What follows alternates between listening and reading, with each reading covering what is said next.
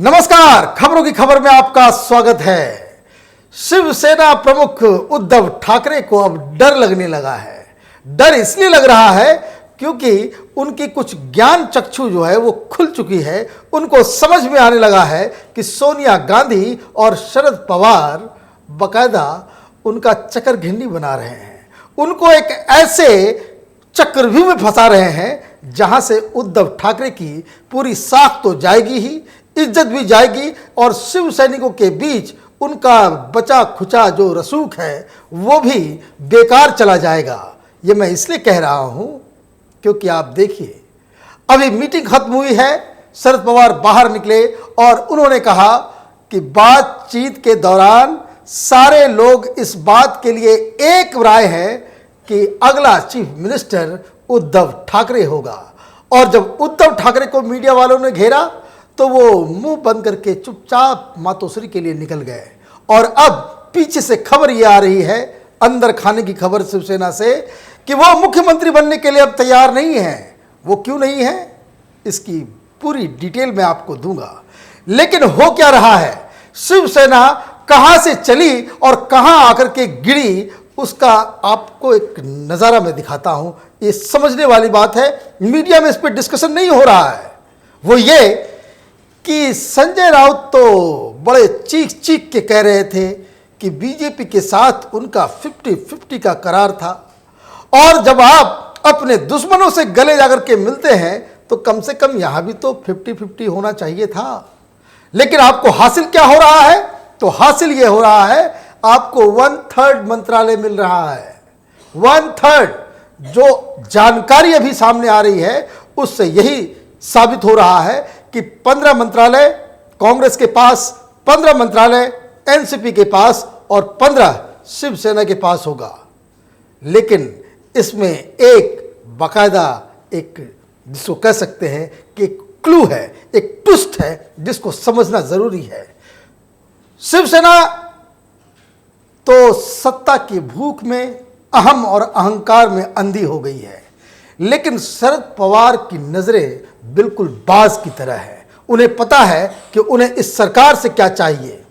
उनके कई लोगों के नाम दाऊद इब्राहिम के साथ और उनके चेले चपाटी जो हैं उनके साथ आ रहा है, इन्वेस्टिगेशन चल रहा है। इसलिए शरद पवार को महाराष्ट्र सरकार में गृह मंत्रालय चाहिए ताकि वो दाऊद के साथ जो उनके रिश्ते जो केस के खुलासे हो रहे हैं उस पर पर्दा डाला जा सके।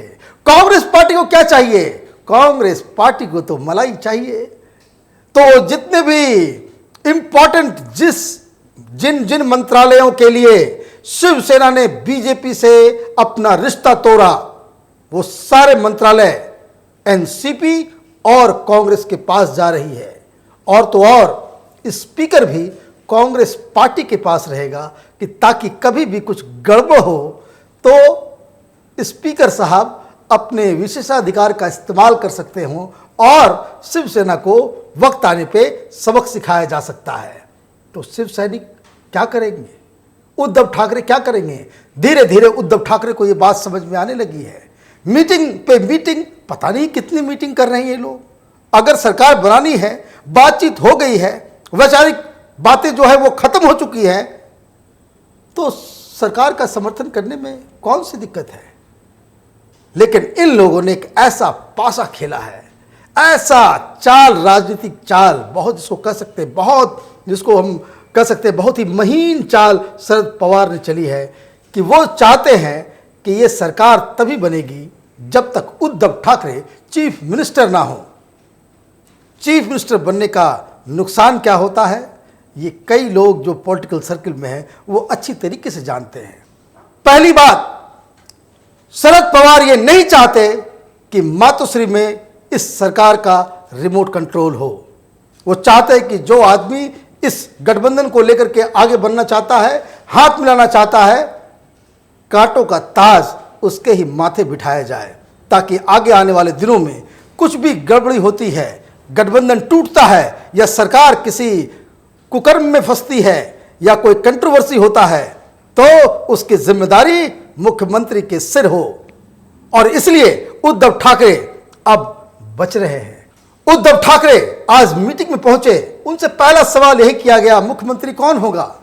हम चाहते हैं, कांग्रेस की तरफ से और एनसीपी की तरफ से यह प्रपोजल दिया गया कि उद्धव ठाकरे के अलावा किसी दूसरे नाम पे हम विचार नहीं करेंगे। उद्धव ठाकरे ने 3-4 ऑप्शंस दिए। पुत्र मोह के चक्कर में ये बीजेपी से तो रिश्ता तोड़े थे इन लोगों ने, लेकिन पुत्र का नाम तो पहले राउंड में ही वो नलीफाई हो गया था, जब सोनिया गांधी दिल्ली में शरद पवार से मिली और कांग्रेस पार्टी के लोग जब वो कॉमन मिनिमम प्रोग्राम बना रहे थे, उसी समय ये बात खत्म हो चुकी थी कि उद्धव ठाकरे, जिनके पोस्टर शिवसेना ने पूरे मुंबई में लगा दिया था कि ये मुख्यमंत्री बनेंगे, उसको तो पहले ही इन लोगों ने रिजेक्ट कर दिया और ये शर्त रख दी कि उद्धव ठाकरे के बगैर ये सरकार नहीं बन सकती है। अब उद्धव ठाकरे क्या करेंगे? क्या वो बाला साहब की तरह सत्ता को त्याग कर सब कुछ छोड़ के समाज सेवा का काम और हिंदुत्व की विचारधारा को आगे बढ़ाने का काम करेंगे, या ये जो लोभ है सत्ता का, पावर का, और ये जो अहम और अहंकार जिसकी वजह से शिवसेना आज इस मुश्किल में पहुंची है, उसको अपनाएंगे? 2-3 और बातें हुई हैं आज की मीटिंग में, जिससे ये पूरा गठबंधन का जो कंट्रोवर्शियल इश्यूज थे वो सॉल्व हुए हैं। पहला ये कि सेक्युलरिज्म के सवाल पे शिवसेना का क्या स्टैंड होगा। तो इन लोगों ने, यह खबर आई है कि इन लोगों ने एक नया रास्ता चुना है। वो नहीं चाहते, शिवसेना नहीं चाहती कि किसी भी कॉमन मिनिमम प्रोग्राम में सेक्युलर शब्द हो, ताकि बीजेपी को मौका मिल जाएगा शिवसेना के ऊपर अटैक करने का। लेकिन इन लोगों ने एक नया रास्ता निकाला है। नया रास्ता यह है कि जब ये कॉमन मिनिमम प्रोग्राम बनाएंगे तो उसे वो बताएंगे कि जो संविधान का जो प्रियम्बल है उसके अनुसार, उसी स्पिरिट में ये सरकार चलेगी। अगर उसी स्पिरिट में सरकार चलेगी तो कॉमन मिनिमम प्रोग्राम बनाने की ज़रूरत क्यों है? आपने फिर क्यों बनाया कॉमन मिनिमम प्रोग्राम? दूसरा पॉइंट ऑफ कंटेंशन क्या था आज की मीटिंग में? वो मंत्रिमंडल को लेकर के था। शिवसेना लगातार इस बात को कह रही थी कि उनके पास 16, कांग्रेस के पास 12 और एनसीपी के पास 14 मंत्रालय दिए जाएंगे। लेकिन आज शरद पवार ने अपना ही गेम इन्होंने कर दिया और बाकायदा ये बता दिया कि वो किस तरह के मंजे हुए नेगोशिएटर हैं। शिवसेना के हाथ 15-15-15 का फार्मूला मिला है और ये फार्मूला शिवसेना कैसे इस पे मान गई, ये अपने आप में बताता है कि उद्धव ठाकरे किस तरह से किसी भी तरीके से ये गठबंधन बनाने के लिए, किसी भी स्तर पे गिरने के लिए, झुकने के लिए वो तैयार हैं। जैसा कि मैंने बताया, बीजेपी के साथ आपने 50-50 के फॉर्मूले के तहत आपने अपने रिश्ते तोड़े, आपको मिल रहा है कितना? 33%। बाकी एनसीपी और कांग्रेस के पास सारे मंत्रालय जा रहे हैं और वो सारे मंत्रालय जो आप बीजेपी से मांग रहे थे वो आपको एनसीपी और कांग्रेस को देना पड़ा। तो ये दूसरा कॉम्प्रोमाइज जो आज उद्धव ठाकरे ने किया।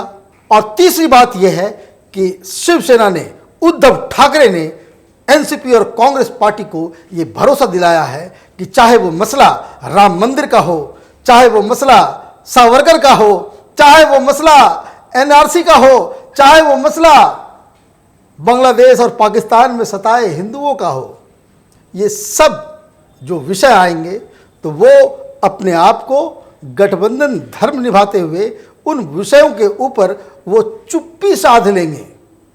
तो ये भी एक बड़ा कॉम्प्रोमाइज़ है।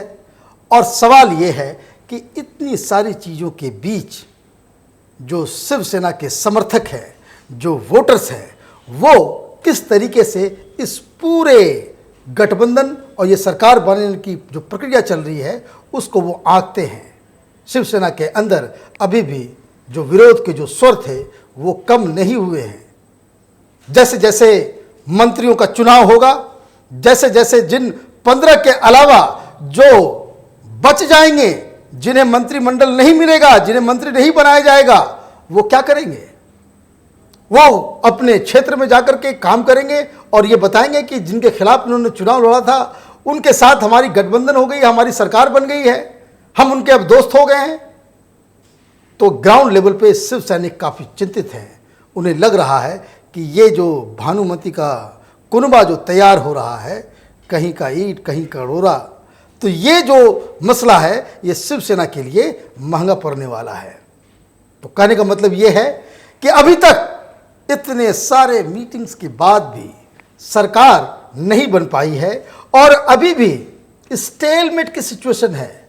मैं आपको एक बात और बता दूं, ये कांग्रेस पार्टी की रणनीति है कि जब सब कुछ अनाउंस हो जाएगा उसके बाद सोनिया गांधी की तरफ से बताया जाएगा कि उनका आशीर्वाद महाराष्ट्र में जो बन रहे गठबंधन के साथ है। क्योंकि यूपीए में अगर किसी पार्टी को रहना है तो सत्ता की चाबी तो 10 जनपद है, उसके अलावा कोई दूसरा स्थान नहीं है। और यही वजह है कि उद्धव ठाकरे को बार बार कांग्रेस पार्टी और एनसीपी इस बात के लिए दबाव दे रही है कि उद्धव ठाकरे ही मुख्यमंत्री बने, ताकि इनके नट बोल्ट जो है समय समय पे टाइट किया जा सके। अगर वो सत्ता के बाहर रहेंगे, अगर उनकी स्थिति बिल्कुल बाला साहब ठाकरे की जैसी हो जाएगी, तब तो ये शिवसेना क्या करेगी नहीं करेगी ये तो उस पर इन लोगों को भरोसा नहीं है। और इसलिए ये दबाव लगातार उनको दिया जा रहा है। लेकिन उद्धव ठाकरे को किसी ने लगता है सही सलाह दी है, उनको समझ में आ गया है कि ये कांग्रेस पार्टी और एनसीपी जिससे अब तक बाला साहब लड़ते रहे, उसे जूझते रहे, उनके खिलाफ संघर्ष करते रहे, वो आखिर किस मिट्टी के बने हुए हैं, कैसे उन पे भरोसा किया जा सकता है। और इसलिए उद्धव ठाकरे ने ये खबर मीडिया को दी है कि वो अभी भी चीफ मिनिस्टर बनने के लिए तैयार नहीं हैं। अब सवाल यही है कि अगर उद्धव ठाकरे चीफ मिनिस्टर नहीं बनते हैं तो क्या ये गठबंधन टूटेगा, बचेगा? क्या सोमवार को सरकार बनने की प्रक्रिया शुरू होगी? क्या ये लोग गवर्नर के पास जाएंगे? ये बहुत बड़ा सवाल है, क्योंकि निगोशिएशन में शरद पवार से पार पाना ये उद्धव ठाकरे के बस की बात नहीं है। शरद पवार की चाल देखिए, कांग्रेस पार्टी विचारधारा के नाम को लेकर के वो बाकायदा उधेर बुन में थी। डर लग रहा था कांग्रेस पार्टी को, लेकिन इन्होंने एक ऐसा मास्टर स्ट्रोक खेला, सीधे वो प्रधानमंत्री मोदी से जाकर के मिले और ये खबर फैला दी कि शायद एनसीपी और बीजेपी मिलकर सरकार बना सकती है। कांग्रेस पार्टी घुटने के बल गिर गई और फटाक से उन्होंने समर्थन का जो है ऐलान कर दिया कि हम बाकी तैयार हैं, विचारधारा से कॉम्प्रोमाइज़ करने के लिए तैयार हैं। वो जितने जो सेक्युलर पार्टियां और जो एक्सपर्ट्स और वो जो संगठन हैं, क्रिश्चियन मिशनरीज और इस्लामिक संगठन जितने थे जो लगातार बोल रहे थे कांग्रेस पार्टी को, वो सब के सब धरे के धरे रह गए। तो ये ब्यूटी है एक बाकायदा एक्सपीरियंस्ड पॉलिटिशियन की, और शरद पवार इस भूमिका को बखूबी निभा रहे हैं। उन्हें कोई ज़रूरत नहीं थी कि मीटिंग से बाहर निकलकर ये बात कहने की कि उद्धव ठाकरे मुख्यमंत्री होने चाहिए। राजनीति इशारों में होती है। उद्धव ठाकरे इशारा नहीं समझते, वो ना नेताओं की इशारा समझ रहे हैं, ना ये गठबंधन में जो चल रहा उठा पटक है उससे कोई सीख ले रहे हैं, और ना ही वो जनता और उनकी भावनाओं जो उनके वोटर्स हैं, शिव सैनिकों के इशारों को वो बिल्कुल समझ पा रहे हों। लेकिन गडकरी साहब ने भी आज एक इशारा दिया है। उन्होंने कहा है कि ये जो अलायंस बनाया जा रहा है ये ज़्यादा दिन का मेहमान नहीं है, ये टूट जाएगी, ये सरकार नहीं चलेगी। कुछ दिन पहले उन्होंने एक बात और कही थी, ये कहा था कि राजनीति और क्रिकेट मैच बिल्कुल एक जैसी है, जब तक आखिरी बॉल न फेंका जाए तब तक ये तय नहीं हो पाता है कि कौन टीम जीतने वाली है या कौन टीम हारने वाली है। अभी महाराष्ट्र की राजनीति में कई नए मोड़ आने वाले हैं, हमारी नज़र उस पर बनी रहेगी। आपके लिए इस तरह के वीडियोस हम लेकर आते रहेंगे। आप देखते रहिए ओपिनियन पोस्ट इंटरनेट टीवी। हमारे वीडियोस को लाइक कीजिए, शेयर कीजिए और हमारे चैनल को सब्सक्राइब कीजिए और बेल आइकन को ज़रूर दबाइए ताकि हमारे वीडियोस के नोटिफिकेशंस आप तक फ़ौरन पहुँचे। धन्यवाद।